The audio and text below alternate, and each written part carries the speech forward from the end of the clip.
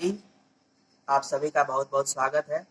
अभी अगर आपने प्राणायाम का वीडियो देख लिया होगा तो आपको ये पता चल गया कि प्राणायाम करने का क्या तरीका है और इस पूरे संसार में, इस विश्व ब्रह्मांड में प्राण ऊर्जा भरा हुआ है, लेकिन हमें मिलता उतना ही है जितना हमारे शरीर को ज़रूरत होती है। कुछ विशेष आवश्यकता की पूर्ति के लिए हमें विशेष रूप से उसको एक्युमुलेट करना पड़ता है, अपने शरीर में धारण करना पड़ता है। और ये प्राण का जो ऊर्जा है, यही जो ऊर्जा है वो आपको स्वस्थ रखता है, आपके सूक्ष्म शरीर को बनाता है। और वो सूक्ष्म शरीर जो होता है वो एक प्रोटेक्शन वॉल की तरह काम करता है। वो वॉल जो आपका सूक्ष्म शरीर प्राणायाम के माध्यम से जितना स्ट्रांग होगा, आपको कोई भी रोग की समस्या नहीं होगी, क्योंकि सूक्ष्म शरीर आपका जितना कमजोर होता है तभी स्थूल शरीर में रोगों का जो होता है एंट्री होती है, रोगों की एंट्री होती है। तो प्राणायाम के माध्यम से हम अपने सूक्ष्म शरीर को मजबूत बनाते हैं, अपने ऑरा को मजबूत बनाते हैं, जिससे कि कोई भी रोग हमें अटैक ना कर पाए। तो दोस्तों, प्राण ऊर्जा जो है, अगर हम योग की बात करें तो प्राण ऊर्जा है एक ऐसी ऊर्जा जो इम्यून सिस्टम को बूस्ट करती है। एक तरह से इम्यूनिटी बूस्ट का मतलब यह है कि प्राण ऊर्जा से हमारा शरीर भरा हुआ हो।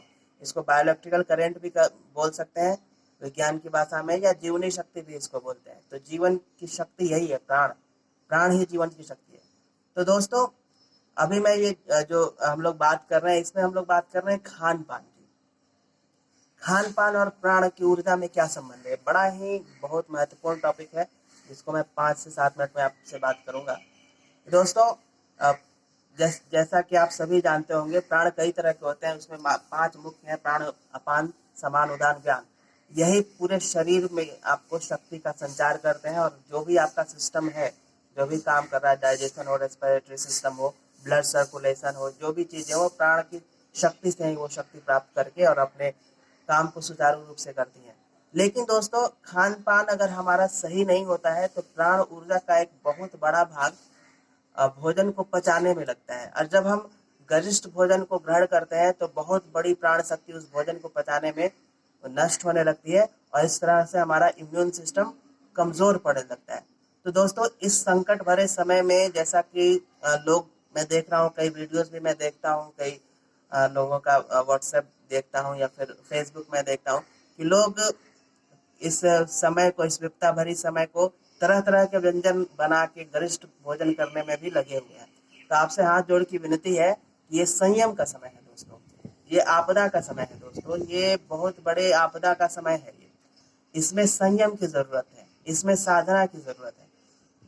और अगर हम जैसे आप भी जानते हैं कि डॉक्टर्स बोल रहे हैं कि इम्यून आपका बूस्ट होना चाहिए, तो अगर हम इस तरह का गरिष्ठ भोजन, तला हुआ भोजन, गुपचुप या फिर पिज्जा या होममेड जो भी लोग प्रयोग कर रहे हैं, कहने का आशय ये है कि अगर आप गरिष्ठ भोजन करते हैं तो आपकी प्राण की बहुत बड़ी शक्ति उसको पचाने में लग जाती है, और आपका इम्यून कमजोर होता है।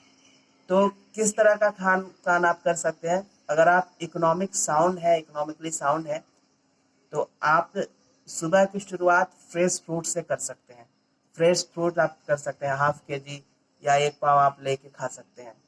या फिर अ, आप अंकुरित चना खा सकते हैं, 1 मुट्ठी या 1.5 मुट्ठी अंकुरित चना चबा चबा के उसको खा सकते हैं। इसके बाद गैप करें। इसके बाद फिर आप दोपहर के भोजन में हल्का भोजन ले लें, थोड़ा अ, अपने भोजन को कम कर लें। जो आप अन्य समय में भोजन जो भर पेट करने की आदत रही है, उसको कम करें। आधा पेट भोजन करें। आधा पेट भोजन के बाद जो आधा आपका पेट खाली है, उसका उसका हाफ, यानी कि 1/4 आप पानी के लिए बचा के रखें, और 1/4 एयर के लिए, ताकि भोजन अच्छे से डाइजेस्ट हो सके।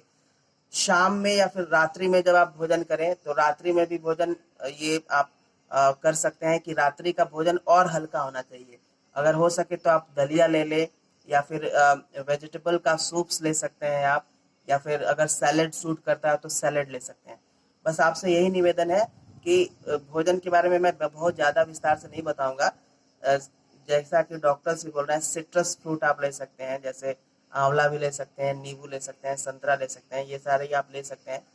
अगर ये आप अफोर्ड नहीं कर पाए तो सबसे बढ़िया, जैसे मैंने पहले बताया, अंकुरित ले लें 1 मुट्ठी, उसको गुड़ के साथ आप खाएं, और भोजन को बिल्कुल हल्का रखें। अगर भोजन को हल्का रखेंगे तो आपकी प्राण ऊर्जा जो है, वो प्राण ऊर्जा जिसको ऑटो इम्यून सिस्टम भी हम बोल सकते हैं, जो हमारे शरीर में जो इम्यूनिटी होती है, जो ईश्वर प्रदत्त है, ईश्वर ने ही दे दिया इस तरह से शरीर कि हमारी जो हीलिंग अपने आप ही होती रहती है।